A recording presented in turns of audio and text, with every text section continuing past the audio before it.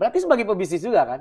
Ya kalau sebagai pebisnis pasti boleh. Oke. Di Indonesia kan boleh bisnis rokok. Dari kacamata bisnis kita Boleh. bicara market, bicara target besar ya. Heeh. Berarti ada keuntungan yang bisa bikin kita punya cuan. Mm-mm. Yang kedua dari segi agama. Mm-mm. Saya nggak usah ngomongin dalil deh dok. Mm.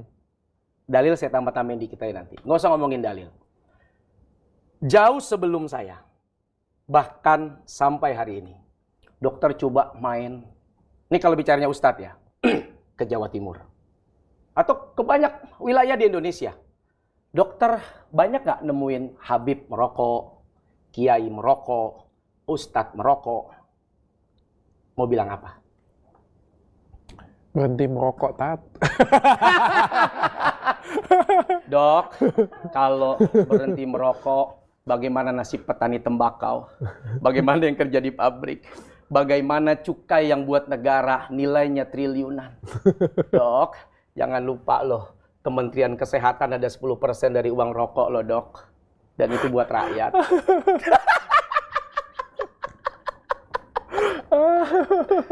Aku nggak usah bicara dalil deh. Lihat aja. Kalau Kiai-kiai. dalil. Ya buat saya boleh. Yang mengharamkan apa? Saya boleh. Pertanyaan saya balik. Dalil yang mengharamkan apa?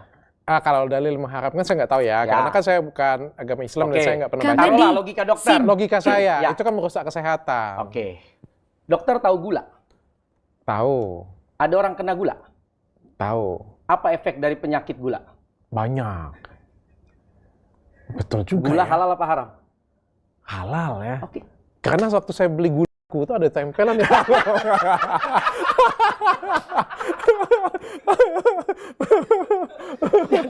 Efek Tapi di rokok ada tempelan halal nggak? Ada nggak? Nggak dong. Kan regulasinya bukan regulasi makanan dok. Tapi kalau aku berdebat ya. Ya. Tapi kalau gula kan ada standarnya. 9 gram, 6 gram itu kebutuhan tubuh. Ada- Kalau di atas itu Ada tidak. rokok nggak tuh standar rokok tuh di balik? Mana ada standar rokok? Ada. Berapa nikotin dan tar? Kalau nggak pasti pemerintah nggak akan izinin. Bukan standar. Standar maksudnya bukan standar ininya, standar tidak menyebabkan penyakitnya. Balik lagi. Ini rokok Pak Ustadz nih. Ya. Waduh. Ini gambarnya di depan bukan Pak Ustadz kan? Kepo. Hah? Apalah arti Sin gambar. kepo. Iya, biar kepo kan. Sin kepo. Oke, sin kepo. Suka ngepo. Oke, apa ini artinya? Kepo tuh bahasa gaul ya sekarang ya dok ya. Kepo. Ini Kepo nanti banget difoto sih lu. orang lagi. Aku jadi foto model. Seorang dokter mempromosikan rokok. Dok, namanya pebisnis kan simbiosis mutualisme. Hah? Tapi Orang dokter. tahu lah, ini kan konten. Konten buat bisnis rokok gue. Oh, oke. Tadi apa pertanyaanku? Ini standar. standar. Iya. Iya. Kalau gula kan ada standarnya bahwa keamanan ini tidak disarankan. Oke, faktanya. Rokok kan tidak pernah disarankan, Pak. Dulu, bicara faktanya. Apa? Bagaimana orang yang terkena gula? Ada. Ribuan? Iya. Puluhan ribu? Iya. Ratusan ribu? Iya. Tidak bisa dihindari kan? Iya, tapi kan itu kalau konsumsi berlebihan. Oke, saya tanya. Oke. Manfaat gula ada kan? Ada. Oke, sebutkan manfaat rokok. Tanya kiai-kiai. Tanya yang ngerokok. Gua kalau nggak ngerokok, kayak digebugin satu kampung. Melindungi kita dari digebukin satu kampung. Rasa itu mahal, dok. Oh. Duh, rasanya kayak dipukulin satu kampung. Mendingan diomelin bini dah. Sehari 5 kali daripada nggak ngerokok sebatang. Mau bicara rasa kepada perokok, itu nggak ternilai. Oke. Perasaan yang tidak bagus melahirkan pekerjaan yang tidak baik. Pekerjaan tidak baik melahirkan usaha bisnis yang berantakan. Bisnis sudah berantakan, anak bini terlantar. Ayo. Karena merokok saya terkena kanker tenggorokan. Layanan berhenti merokok. Oke. Karena merokok Berarti saya. kan Merokok merusak bapak ini. tubuh. Merokok bapak ini. Merusak tubuh, Kang. Ada yang langsung rusak? Dosa. Ada yang langsung rusak begitu merokok? Berarti kalau merusak dikit-dikit boleh. Loh, gula. Balik lagi. Beras. Balik lagi. Sirup. Balik lagi. Minuman yang ada sodanya. Balik lagi. Banyak. Termasuk ada orang makan apa dok yang bisa darah tinggi, pecah pembuluh darah, padahal tuh makan daging misalnya. Malah ada yang langsung efeknya, but, begitu makan. Tapi ini, mertua saya 90 tahun lebih, baru meninggal sehari 4 bungkus. Dan dokter ngecek, paru-paru aman, jantung aman, meninggal karena tua. Itu masuk Pertamina, semua hasilnya bagus. Oh bilang apa? Emak saya nggak ngerokok, kena. Berarti rokok rahasia kesehatan, Pak Ustaz. No, saya nggak bilang gitu. Apalagi depan dokter, saya nggak bilang gitu, dok. Ini kan dokter bicara. Itu analogi nyelonong, Pak Ustaz. Itu fakta loh. Itu analogi nyelonong. Enggak. Kalau faktanya ada, mau disebut ilmiah nggak? Nggak berani bisa juga, kan? dong. Kalau kita ngomong ilmiah itu kan ada penelitian. Ya, penelitiannya ternyata ada tuh. Orang yang berumur panjang. Mana ada ya? Nggak ada itu penelitian orang merokok merusak kesehatan. Mertua saya, umur Saya masih dokter, Pak Ustadz. Makanya kalau kemudian bicara soal efek, kan semuanya ada efeknya dong. Rokok punya efek negatif, nggak bisa dipungkirin. Oke. Nih. Tapi nggak bisa dipungkirin ya? Nggak. Nih ada efek negatifnya nggak nih? Nggak ada. Produk lo, lu bilang nggak ada. Memang kagak ada. Enggak. Bikin cakep, bikin cantik. Ada. Makanya saya bangga jadi dokter. Jadi bikin tenang loh. Jadi nggak marah-marah. Anjir. Nggak ada KDRT. Nggak ada KDRT. Selamat anak, selamat istri. Begitu istrinya marah dia keluar.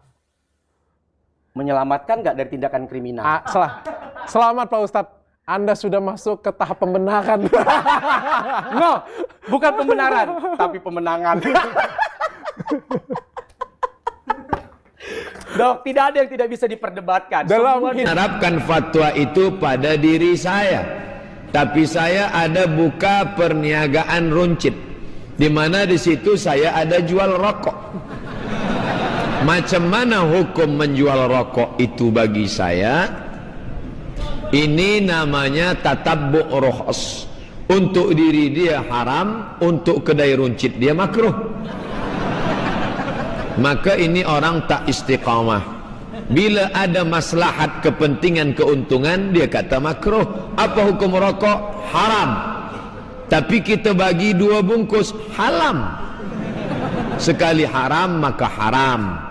Maka mufti Mesir, Syekh Ali Jum'ah, mengatakan rokok haram. Mufti Saudi Arabia mengatakan rokok haram. Ada pula setengah ustaz mengatakan makruh sebab dia merokok.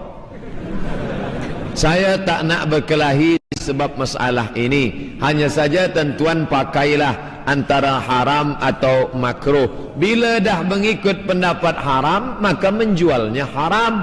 Kalau menjualnya haram, maka hasilnya haram. Nah, Rasulullah samanal kalbi, Rasul melarang jual beli kalbi, anjing. Wa maharil baghi, hasil perempuan pezina. Wa hulwanil kahin, upah duit yang diperolehi daripada bomoh dukun, maka haram. Maka semua yang haram dikiaskan kepada yang 3 tadi. Sedangkan kita minta rezeki wa barakatan fir rizqi, minta barakah pada rezeki. Guru sekolah ya, dia berpendidikan, dia bilang, Syekh, kenapa Anda mengatakan rokok itu haram? Apa sebabnya? Sementara dalam Al-Quran tidak ada dalil menyebutkan rokok secara khusus, nggak ada. Kenapa harus dibilang haram? Kata syekhnya, kau makan apel? Dia bilang iya. Kau makan jeruk? Iya. Baik, ada nggak disebut dalam Al-Quran apel sama jeruk? Dia bilang tidak ada. Baik, itu tidak ada, tapi boleh dimakan. Kenapa? Karena masuk dalam umumnya firman Allah, Allah menghalalkan semua yang baik-baik dan Allah mengharamkan yang khaba'ith, yang buruk, gitu kan? Jadi ulama mengeluarkan kaidah semua yang baik maka halal, semua yang buruk maka haram. Semua subhanallah yang haram itu pasti berefek tidak baik, gitu kan? Lalu dia bilang, tapi setahu saya tidak buruk karena saya merasa nyaman-nyaman saja, gitu kan? Saya merokok, saya percaya diri, saya nggak ada masalah. Ya orang mau mengatakan badan saya bau, baju saya bau, mulut saya bau, itu perkataan dia, tapi saya merasa nyaman-nyaman saja, nggak ada masalah, gitu kan? Berarti bisa saya katakan itu thayyibat, berarti baik ini buat saya. Dari mana tolok ukurnya ini baik atau buruk? Kata syekhnya, baik, kalau kamu mau lebih dalam lagi, sekarang saya tanya, kata syekh, kalau kamu pulang ke rumah habis ngajar, kamu temukan istri kamu lagi pegang rokok, anak kamu lagi pegang rokok, kamu biarin atau kamu larang? Kata gurunya ini, saya larang syekh. Kenapa kau larang? Dia bilang karena itu tidak baik. Nah, ini masuk dalam jawaban kamu sendiri.